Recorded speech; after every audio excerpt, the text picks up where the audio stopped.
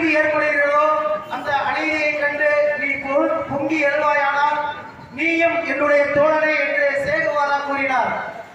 அதே போல புரட்சி என்பது ஒரு மாலை நேர விருந்தோம்பலோ பூ தையல் வேலைப்பாடோ இல்லை என்றார் சேகுவாரா.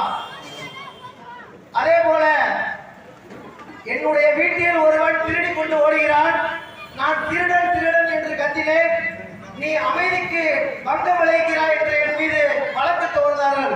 இப்படித்தான் இன்றைய நாட்டின் நிலைமை உள்ளது. நமக்கு ஏற்படக்கூடிய அநீதியை கண்டித்து நாம் குரல் கொடுத்தால் இன்று நம்ம மீது அதற்கு பரிசாக ஆளும் வர்க்கத்தால் நமது மீது வழக்கு ஏற்படுகிறது.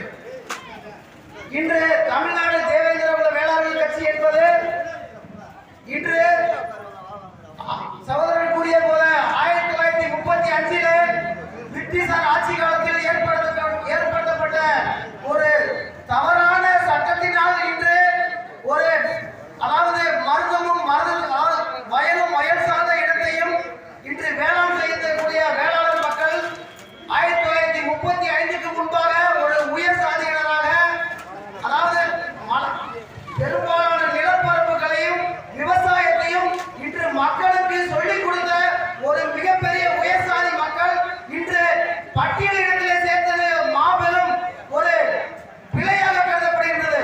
1935 அந்த பிரிட்டிஷார்கள் கொண்டு வந்த அந்த சட்டமானது ஒரு சமுதாயத்தையே வஞ்சிக்கக்கூடிய செயலாக கருதுகிறோம்.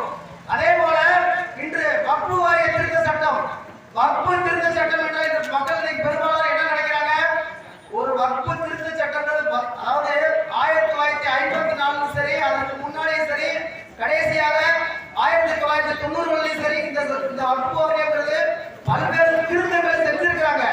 செஞ்சிருந்தாலும் அதையெல்லாம் இந்த மக்கள் பெரிய அளவில் யாரும் தவற நினைக்கல. ஆனா இன்று ஆளக்கூடிய பாசிச பாஜக அரசு இந்த வக்ஃபு வாரிய சட்டத்தை திருத்தினாங்க. எதுக்காக இன்னைக்கு இவ்வளவு பெரிய எதிர்ப்பு நிலவுன்னு பார்த்தாங்க. இவங்க பாசிச பாஜகவோட வரலாறே அப்படித்தான்.